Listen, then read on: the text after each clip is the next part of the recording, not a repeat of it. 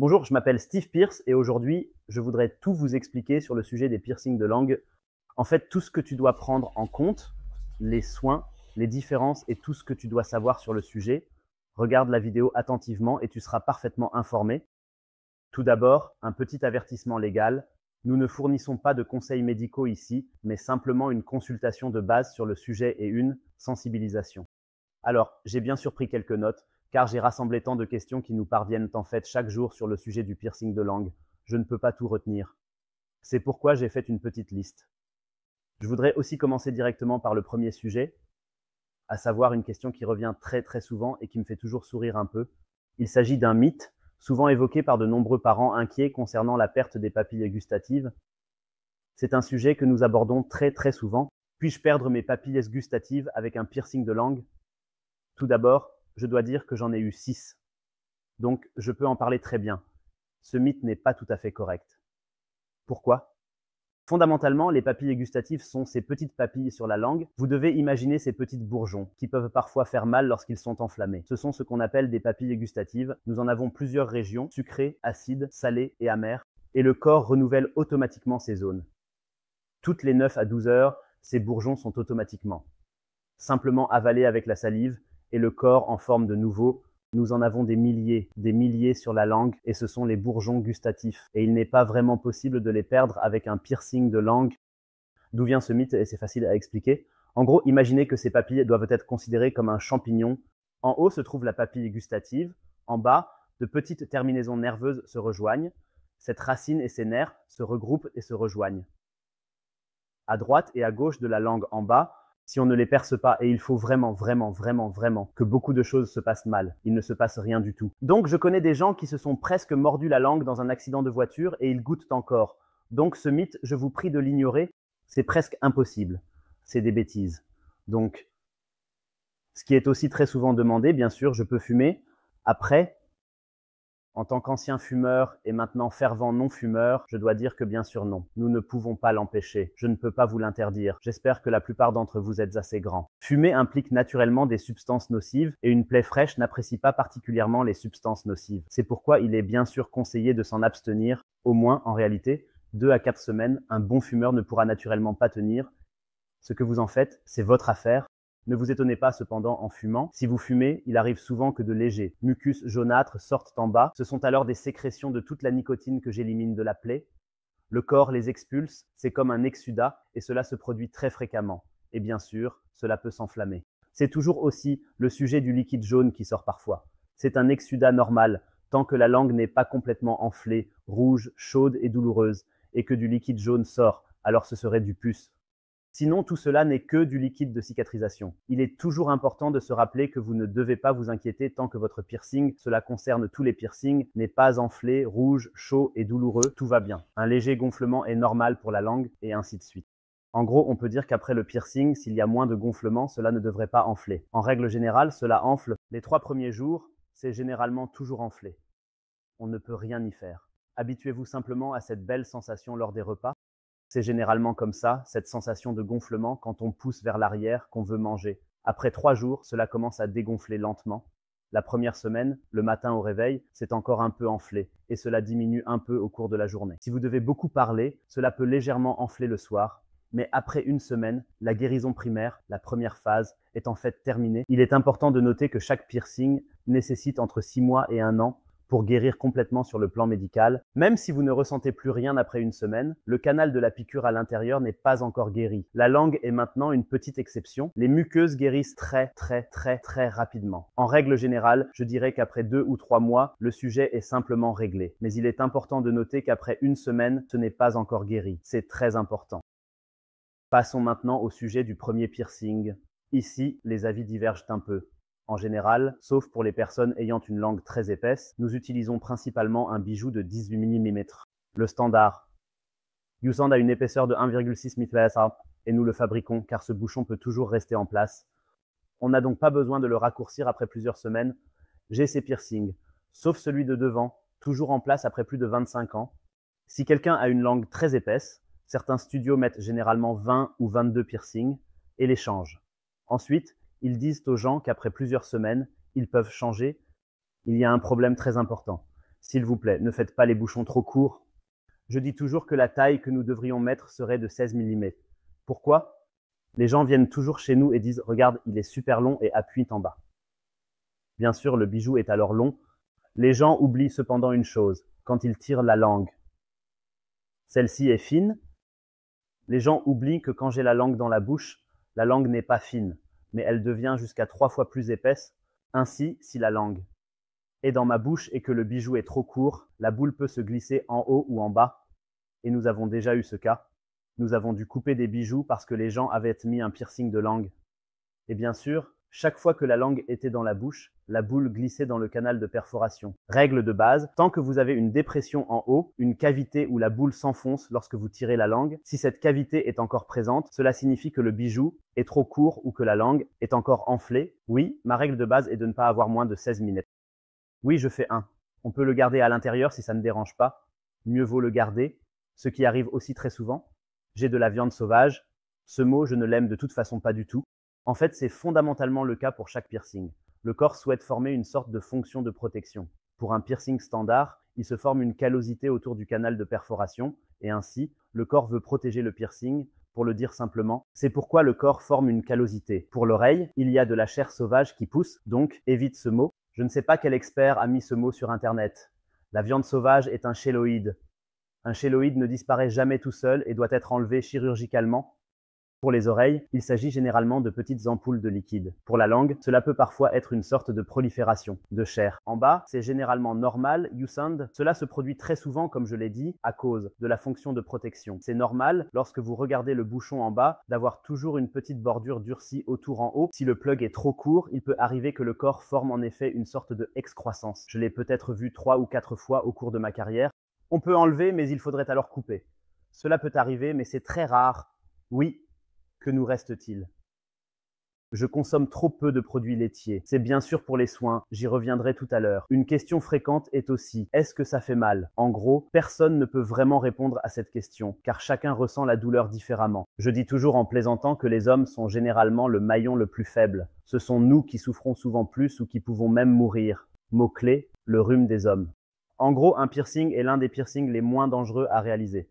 Le fait de se faire percer est l'un des piercings les moins douloureux qui existent. La guérison est désagréable, la première semaine est pénible, les 2 ou 3 premiers jours sont un peu agaçants, je deviens un peu irritable parce que je ne peux pas parler et que je ne peux pas manger, mais le piercing de langue, c'est l'un des piercings inoffensifs. On peut aussi se demander si l'on peut anesthésier le piercing de langue. En réalité, il est possible d'anesthésier légèrement le piercing de langue, car il s'agit d'un piercing sur une muqueuse et dans la région buccale, il existe des anesthésies topiques. Pour d'autres piercings, c'est généralement absurde. Il est généralement possible d'anesthésier les muqueuses avec un spray. Donc oui, c'est possible. Quelles sont les différentes sortes? Donc fondamentalement, il y a bien sûr le piercing de langue standard au centre. Il y a aussi des gens qui ont des piercings à droite ou à gauche, mais ceux-ci prennent un peu plus de temps à guérir et font un peu plus mal, car la langue est composée de 2 muscles. Et lorsque je perce au milieu de la langue, je pique exactement au centre. Si je passe par le côté, je pique aussi à travers le muscle. Et c'était pour moi personnellement presque le plus désagréable. Ce type de courbature que j'avais les premiers jours, ça faisait vraiment presque mal, c'était comme une courbature Yousand. Et même aujourd'hui, quand je les enlève après 25 ans, je peux laisser le piercing du milieu dehors très longtemps. Les piercings extérieurs, à droite et à gauche, se referment généralement très rapidement à cause de la musculature, à cause de la contraction musculaire de la langue. Ensuite, il y a bien sûr le scoop qui peut sortir en grandissant. Et il y a ce qu'on appelle le snake eye. À l'avant de la pointe de la langue, c'est juste à l'avant de la pointe de la langue. Ça peut être un peu ennuyeux au début quand on parle, mais ça passe. Les dents, c'est aussi un sujet souvent abordé. Oui, un piercing de langue peut naturellement endommager les 10 si le piercing frappe constamment contre les dents. Là, je peux dire que quand je parle, j'ai dû j'en avais 6 à mon meilleur moment. J'ai dû réapprendre à parler, car aussi loin devant que mon piercing. Je ne percerai pas chez un client, car je dois apprendre à parler l'anglais différemment. Je suis resté bloqué au début. C'est pourquoi j'ai dû apprendre à formuler mes mots de manière beaucoup plus claire. Et comme il est si en avant, il frappe bien sûr constamment mes dents. C'est pourquoi une certaine hygiène de base est très importante ici, car si j'ai déjà une mauvaise hygiène buccale et que j'endommage constamment mon émail dentaire, il y a bien sûr un risque plus élevé d'endommager la dent, les dents. Le danger existe, j'ai 25 ans, toi, je n'ai jamais cassé une dent en mordant, je n'ai pas de plombage, pas de couronne, mes dents originales, tout est super top. mais c'est aussi un peu de la génétique. Pour ceux qui ont déjà de mauvaises scènes, oui, cela peut arriver. Et surtout, ce qui arrive souvent, c'est que les gencives en bas peuvent avoir tendance à se rétracter. Vous devez vraiment observer cela. Et ensuite, en fait, oui, il est très important de prendre soin de ses dents et d'observer un peu. À partir de quel âge on peut se faire piercer? Nous ne perçons généralement pas en dessous de 14 ans. Mais avec une autorisation parentale, cela est théoriquement possible à partir de 14 ans. Plus je vieillis, mieux c'est. 1618. Que me reste-t-il sur ma liste? Dents, anesthésie, ai-je mal? Oui, j'ai aussi mal. Bien, passons alors au sujet des soins en général chez nous. Chaque client reçoit chez nous une fiche de soins. Tout y est expliqué en détail, notamment comment prendre soin du piercing, ce qu'il faut prendre en compte, comment une inflammation se manifeste, et ainsi de suite. Et bien sûr, nous avons notre application Steve Pierce que je recommande à tout le monde de télécharger. Elle est disponible sur l'App Store et sur Google Play. Il suffit de taper Steve Pierce et vous trouverez mon application où vous avez des vidéos correspondantes pour tous les piercings comme celle-ci. Vous pouvez toujours nous écrire ou nous contacter si vous avez des questions par WhatsApp ou via l'application. Vous avez toutes les informations regroupées, donc très important. Les soins, nous recommandons généralement, car c'est le plus facilement disponible, un bain de bouche Listerine ordinaire, YouSound. Il suffit de l'utiliser 2 à 3 fois par jour. Très important, ne pas le faire trop souvent, car vous avez une certaine flore buccale, et si vous rincez constamment, il se peut que vous endommagiez la flore buccale. Surtout pour ceux qui fument beaucoup ou qui fument, il vaut mieux rincer avec de l'eau minérale claire plutôt que de rincer après chaque cigarette. Sinon, vous endommagez la flore buccale, et cela peut être naturellement nuisible à la cicatrisation des plaies. Et la flore buccale vous aide dans la cicatrisation. Si vous l'endommagez, cela entrave la cicatrisation. Sinon, il est important, comme je l'ai dit, de ne pas consommer de produits laitiers. Il est important ici de ne pas prendre de lait frais. Je dis toujours que cette eau blanche que nous appelons aujourd'hui du lait n'est plus vraiment du lait. Il n'y a plus de bactéries lactiques, car c'est ça le problème. Les bactéries lactiques se sentent très bien, c'est un organisme vivant. J'ai moi-même vécu cela, lorsque j'avais oublié mon labret, j'ai bu du lait frais.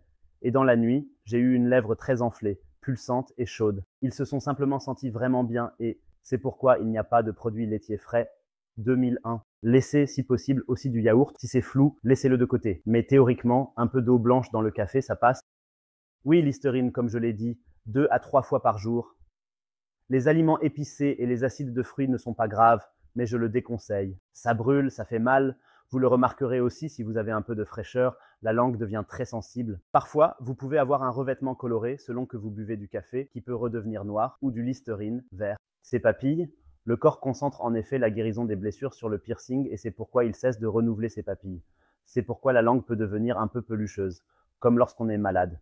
Et ensuite, la décoloration peut être naturelle. Se brosser les dents, le dentifrice peut être très douloureux au début, donc un peu de brûlure est acceptable. Mais ce que j'ai toujours trouvé beaucoup plus important, c'est que lorsque cela guérit, la pointe de la langue commence à démanger. J'ai ensuite gratté ou démangé un peu avec la brosse à dents, car cela fait vraiment picoter le bout de la langue pendant la guérison. Sinon, il se peut que les ganglions lymphatiques ici ou ici gonflent légèrement pendant la cicatrisation. C'est tout à fait normal, car le corps travaille simplement et produit alors du liquide lymphatique. Donc, la lymphe est toujours un signe que quelque chose est en train d'être transporté et travaille. Ce n'est donc pas faux que le piercing de langue frotte en haut ou en bas du palais. Cela peut aussi arriver. D'ailleurs, un conseil, j'avais moi-même une boule avec une pierre scintillante. Je l'ai beaucoup regretté car ces billes avec des pierres brillantes en haut frottaient tellement contre mon palais que ma langue et mon palais étaient comme un bleu au point que je ne pouvais même plus manger de pain blanc. Ça faisait tellement mal. C'était l'une des douleurs les plus dégoûtantes que j'ai jamais ressenties. Si vous êtes habitué, commencez par mettre une boule en argent normale. Vous pouvez également mettre des boules en plastique pour protéger vos dents. Cela évitera d'endommager vos dents du bas. C'est une option à considérer. Oui, comme je l'ai dit, les ganglions lymphatiques peuvent frotter en bas ou en haut. Les 3 premiers jours, c'est enflé, puis cela diminue lentement. C'est normal. Après une semaine, cela devrait aller. Et ce que vous devez bien sûr garder à l'esprit, c'est d'éviter les liquides étrangers au corps, que ce soit de la salive de votre partenaire ou autre. Évitez, si possible, d'autres fluides corporels, s'il vous plaît. Oui, car les bactéries naturellement étrangères au corps ne s'entendent pas très bien avec le piercing s'il devait s'enflammer. Il est important, en cas de doute, d'aller toujours chez le médecin, bien sûr. Oui, quelque chose comme la langue ne pourrit pas, donc vous n'avez pas à avoir peur. Si vous réagissez à temps, il ne se passe rien de plus. Ce qu'on peut faire, c'est ne pas s'attarder là-dessus. Utiliser une solution de chlorhexidine. Ou un bain de bouche bêta-isadona. Celle-ci est alors, si elle devait être enflammée, je crois que ce n'est pas le cas. S'il vous plaît, ne vous fixez pas sur le vert ou le bleu, je crois que le vert est pour la bouche. Il suffit de rincer. Sinon, en cas de doute, allez toujours chez le médecin, il pourra vous prescrire des antibiotiques ou autre chose, et alors ce sera bon, d'accord ? Si vous avez encore des questions, n'hésitez pas à écrire via notre application Steve Pierce que vous pouvez trouver sur l'App Store. Vous y trouverez un champ de contact. Sinon, j'espère avoir pu vous aider un peu avec cela. N'hésitez pas à vous abonner à cette chaîne sur YouTube, même à YouSound. Et pour que je puisse faire encore plus de vidéos comme celle-ci, je vais bientôt réaliser des vidéos similaires pour tous les autres piercings. Abonnez-vous à la chaîne, suivez-nous et sinon, amusez-vous bien avec le piercing de langue. Si vous avez des questions, n'hésitez pas à nous écrire. À bientôt mes chers Steve Pierce. Je vous dis au revoir.